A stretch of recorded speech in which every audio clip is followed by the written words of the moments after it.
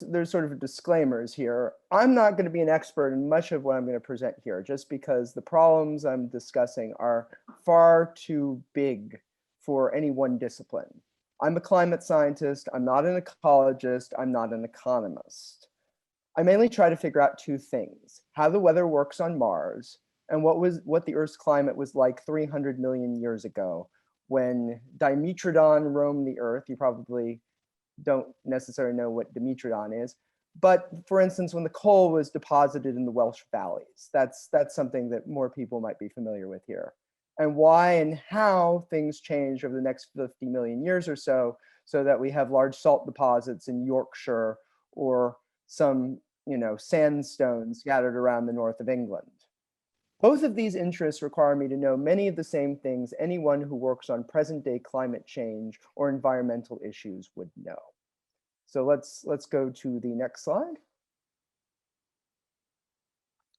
So when I was growing up in Philadelphia in the United States, of course, deer hunting was banned within the city, but we did have a lot of deer. And so I was taught the concept of carrying capacity. And that is, if you have a lot of deer and they don't have any natural predators and there are no humans going around shooting them, well, they do what deer naturally do and have their babies in the spring. And their population grows to the point where, of course, there's not enough food for them. And they start going and getting desperate and eating the young plants or eating a bit more of the old plants than they should. And so their population overshoots what they can eat. And of course, they tend to reproduce less, and some even sadly starve to death. And so their population rapidly drops. And of course, this cycle will continue again and again, but all of that desperate eating that they did will damage the plants that were available before, and so they won't be able to eat as much. And so that is an example of sort of the carrying capacity, the point where you, in the basic standpoint, the animal doesn't have enough to eat, or the set of population of animals doesn't have enough to eat. Next slide. Humans have come near the global carrying capacity for land vertebrates. That is, things like frogs and snakes and birds and other mammals. All of that is a fairly small part of what is called the biomass, the mass of living things on the Earth. And plants produce about 65 of this big, big number, 1 trillion kilograms of carbon per year. And animals like us end up eating about 10 times our own mass of this a year. And so humans then naturally would eat presumably about 0.6 of these trillion kilograms of carbon, which would be plenty versus the 65 gigatons of carbon. What happens, however, is that we end up using, for a variety of reasons, in order to get other resources, because of the way we grow food, we end up using 25% of all new plant material, 25 times of this basic need.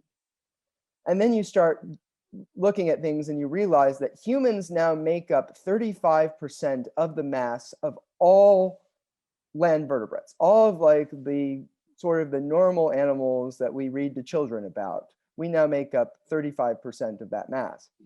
And with our livestock, we make up 94% of it. So wild creatures living on lands that, beyond the insects and such, that is largely 6% of all mass. We dominate that completely. So there isn't very much space for nature at that point. And in fact, other forms of life even were pretty much pushing at the boundaries. Next slide. But humans are not deer. A lot of the problem with carrying capacity is some of us consume more than others, and we are capable of long distance exchange to compensate for overshoot of our population and our overshoot, more importantly, of our consumption. Next slide. So let's look at this in terms of the UK. So this shows basically what we use the land in the UK for. Now, of course, we don't do peat in Cornwall. It's just showing sort of the proportion of the land area of the UK that is used for harvesting peat, or for growing grain crops like cereals, for pasturing dairy cows or goats, for using to feed cows, beef and lamb pastures, poultry, pigs, Christmas trees, you name it. This shows the land use. Golf courses in the Orkneys and Shetlands, apparently. But it's also important to look at this: overseas land used to feed the United Kingdom. And it's not just about fruit and veg in winter. As a half-Finnish professor of mine used to say, Finland would be very boring if we all ate seasonally. And so, of course, you would expect that maybe you would want to import some fruits and vegetables out of season just to make life, a little less miserable. But note that actually that's not a lot of the land elsewhere that's being used to feed us. A lot of it's being used for beef and lamb pastures, beet feed. In fact, almost as much area is being used for beef and lamb pastures and dairy pastures as basically is being used in the UK. In fact, in some cases, it may be a little more than the amount. So we're basically using double of the land that, that would presumably be available to us for basically animal products. Next slide. So we effectively are compensating for overshoot by importing something. And this is easy to illustrate in food, but it's typical of many, many things we consume. So let's look at what happens when we do this. So a couple of years ago, I cooked and ate a delicious prawn curry at a South Indian cooking course. It's not something I would normally do. I've never been very much into shrimp. It was delicious. But then I started looking into things. Large tropical shrimp, say tiger prawns, king prawns, have over the last decade or two become widely desired and available in what we would call the global north. Bangladesh or Ecuador, if you look at where things come from, are typical exporters. Prawn farms are created by displacing and removing mangrove forests, which are very important for basically defending the coastline from being eroded in storms. And this leads to flood risk to neighboring agricultural land, as well as gradual leakage of salt water into the agricultural land. And this process can't be reversed by draining. The mangrove growing waters and soils end up getting the wrong kinds of nutrients in them, and so the mangroves can't grow again. The agricultural land is salted, and therefore you can't grow crops on it anymore. So in the best case, people are depending on a high price for prawns to buy food that is presumably grown on a smaller amount of land somewhere else in their country. The worst case, storms destroy the prawn farms and flood the fields, leaving people with basically nothing. And so in our ecology concept, it's about carrying capacity. We're raising the carrying capacity of some countries like the United Kingdom by lowering the carrying capacity of other countries like Bangladesh.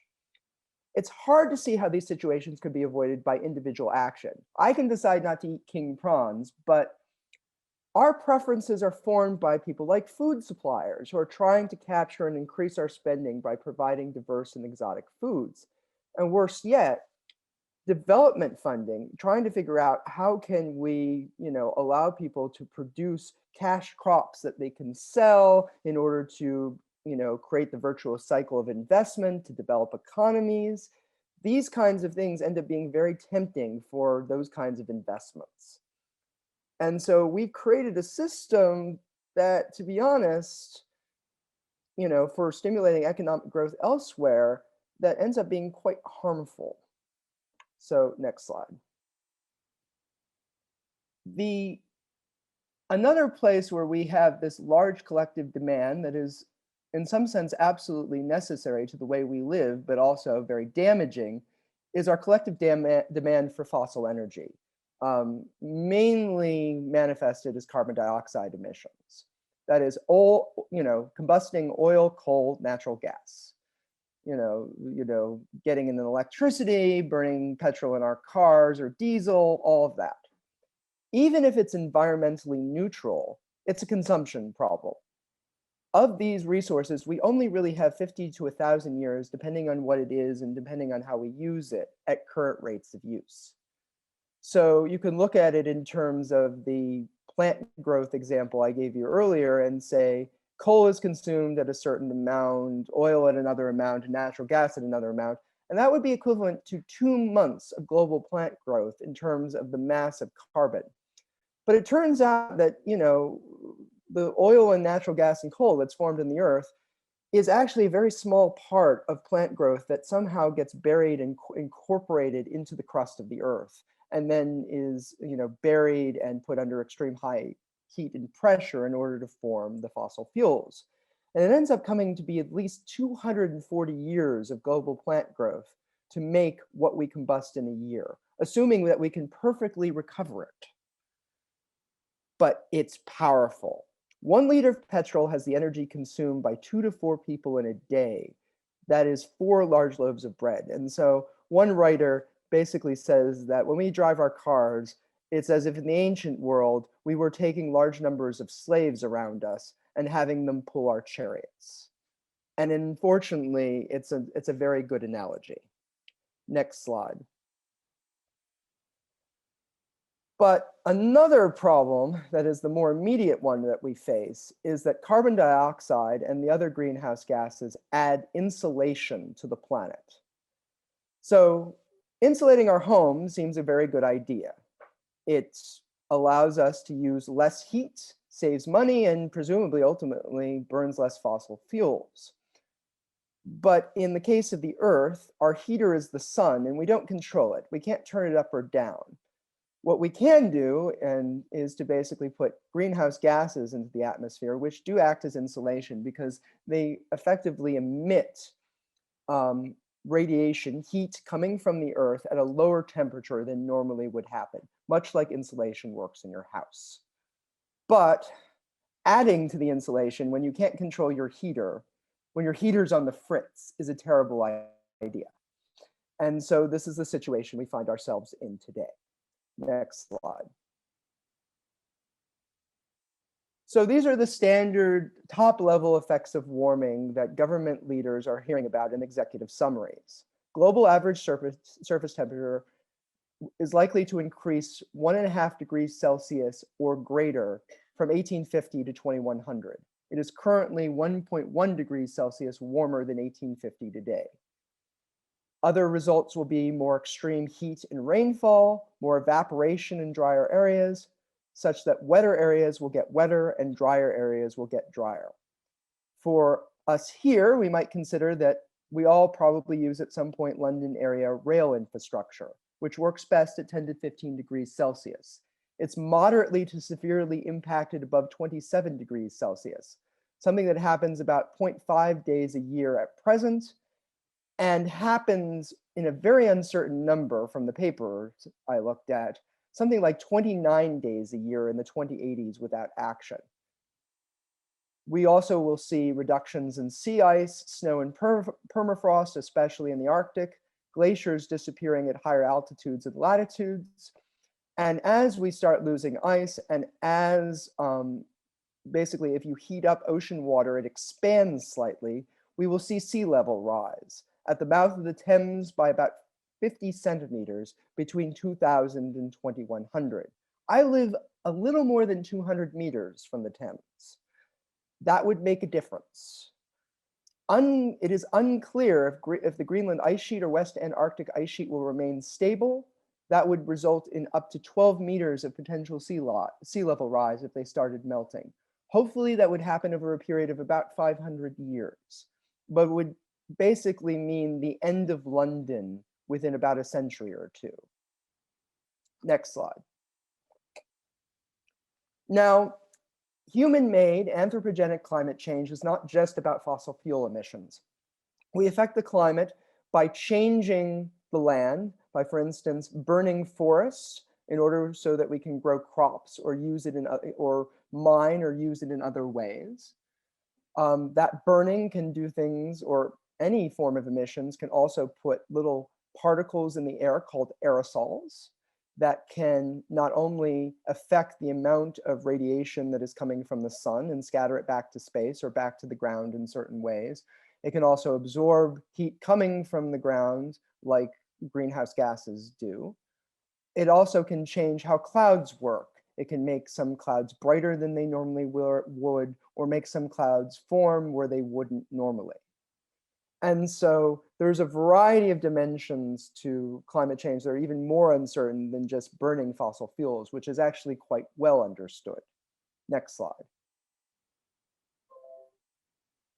It's also important to remember that there's both something called internal climate variability as well as humans affecting the climate. The climate is not an entirely stable thing, even if humans weren't affecting it as much in the past. It changes a bit. We can remember the biblical story of Joseph having the dream of the 7 fat years and the 7 lean years. Ancient Egypt was subject to variations in the flooding of the Nile because of a phenomenon called the El Nino Southern Oscillation, which you hear about every once in a while. And it would have times where the Nile would have a little more, then sometimes the Nile would have a little less.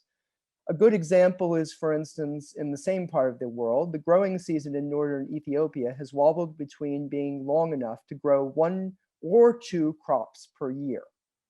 Today, it's normally 1. During the Aksumite Empire, which was a time of great flourishing of civilization and culture and art, it was 2.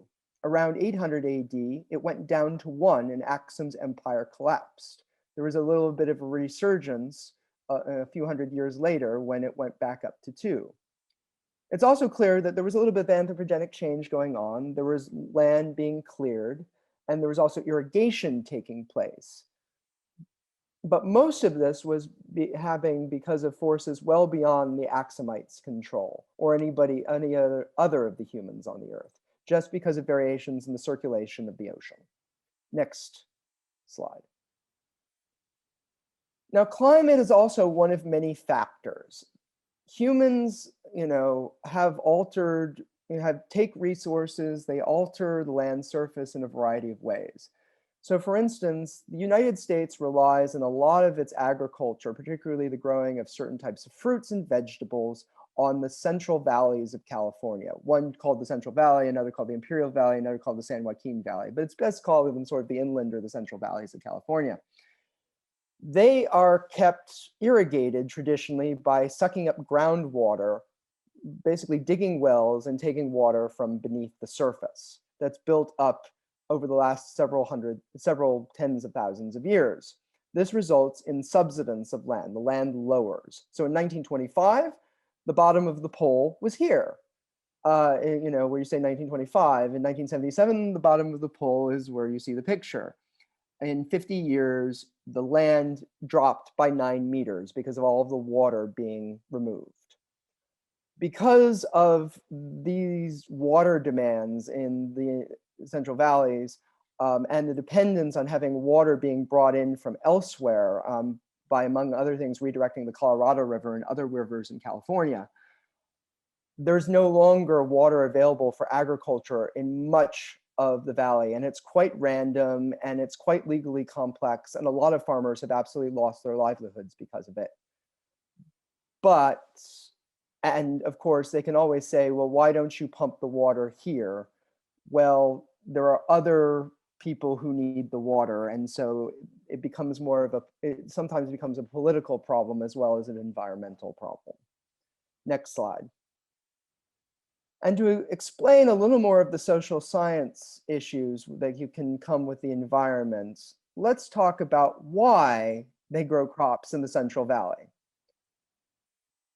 And you look at the rainfall rates here, and so basically pink is a lot of rainfall, and blue is a lot of rainfall, and red is not, and yellow are not so much rainfall. And you can see that they're growing crops in an area where there's not a lot of rainfall, but there looks like there's quite a bit of rainfall in a nearby area. And those areas typically are mountainous.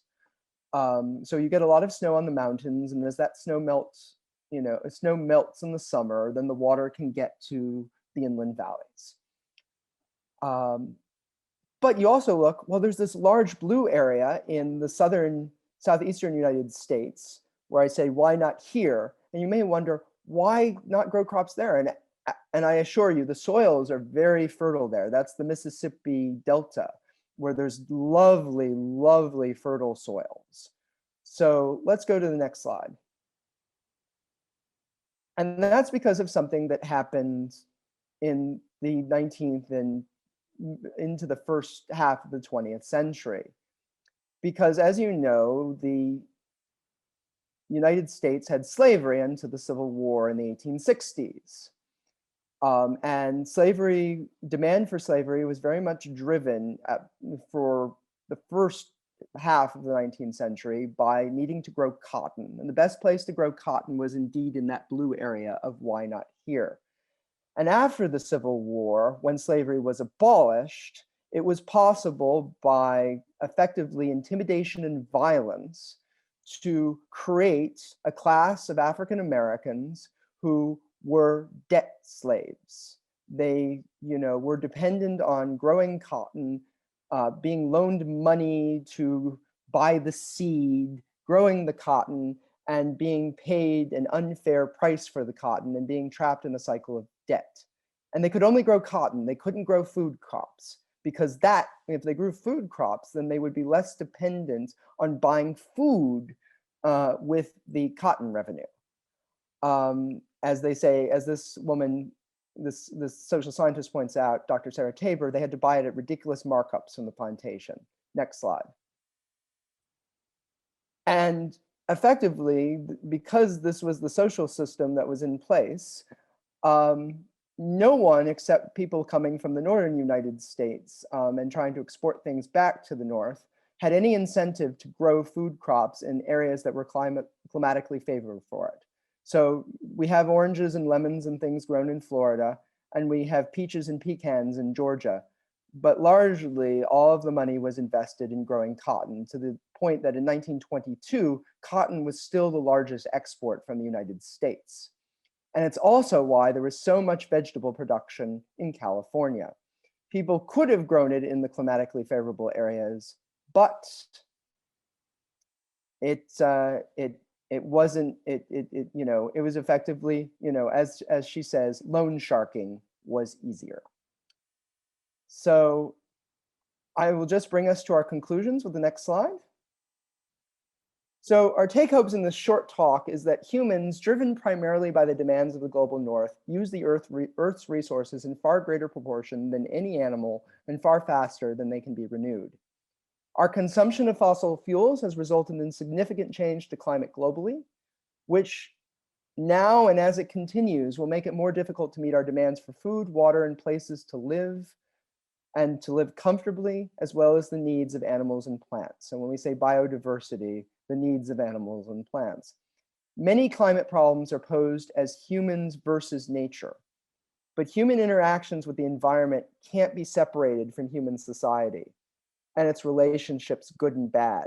And that's going to be important in the future because we're going to hear people trying to blame a lot of problems on climate that are ultimately problems that stem from various forms of, corruption and destruction of the creatures of God that don't immediately have to do with the environment. Anyway, that is my 30,000 foot view for you, and please continue to put questions in the chat, and we'll just I think Ken and Cole will ask what we have time for. Nick, thank you for a wonderful talk, first of all, on the science. You managed to get a huge amount into that very, very, very quickly. I'm always fascinated to know how those who've been deeply engaged in science relate the understanding of reality, of the universe, of life, which you've gleaned from your science, to the understanding of reality and the universe and life, which is drawn from your Christian faith. We believe in a God who has created all things, a God who is our beginning and our end, a God who's come to us in Christ, a God who is both immanent in human activity, but also transcendent. So when it comes to things like climate change, obviously a lot of what we hear about what's happening is really a scientific explanation, which makes very little mention of God at all in these things. So to ask the question in a very condensed way, where is God in all this climate change that's going on in our midst? I mean, if we go back in history and take, for example, a pandemic or something of that sort, there would be a very strong sense in some of the prayers that God was behind these things. God was working through all these things that were happening to humankind. How do you get that mix and understand it? So the way I would start with it is basically probably the way that John Houghton, the author of the first IPCC report and a Presbyterian elder from Wales, would have seen it, which he would have seen that creation is fallen, that creation groans in futility, waiting for the revelation of the children of God, that at a certain point, human beings were supposed to be entrusted a little bit with God's government, not the government of the whole universe, but just government of this planet. And that we sinned, we disobeyed God, we became alienated from God. And therefore, we were no longer capable of participating in the government as God intended for us to do, which resulted in some sort of disturbances to nature. And so the warning that Houghton is giving is, on one hand, creation was somewhat restored in Jesus Christ. There was a possibility that humans again could be capable of government by following Jesus. But the warning given is that we must always be conscious of that, and that we have been given God gifts to figure out how to properly perform that role. And so the warning that climate change sort of stands for us is that we have been given amazing gifts. We have immense power. We have been able to alter the climate of the earth in a significant and substantial way. But is that what is right for us? Is that what's right for the the systems, for the animals, the plants that we were supposed to take care of? No, it does not seem that it is right. And so where is God in this? God is there, having given us free will, intending for us to take our place in joint government with him, and is expecting us to do something about it. Now, we are also told that probably we will fail at it, because God will eventually have to basically remake the heavens and the earth to fix everything that is broken. But until that time, we are still obligated to do the best that we can, with God's help, hopefully. Thank you. That's super. I mean, part of what's there, you use that wonderful example of the prawn farms, which indicated really big questions about justice and fairness, about how humankind lives, not only in relation to each other across the planet, but also in relation to other species and so forth. And I wonder what you'd think about, I mean, with some of the things that are happening in our world today, it could be seen as, well, in some sense, this is God's judgment on humankind for living it in a manner which disregards some of the fundamental things about the way the world works. We've lived very selfishly for ourselves. And whether the language of judgment and then obviously repentance and amendment of life, how relevant that is in our current ecological crisis. I mean, I've heard people put that in a more secular way of saying, well, this is nature's way of answering back to humankind for the way we've been living. Is there a more theological and Christian way of putting that kind of sentiment?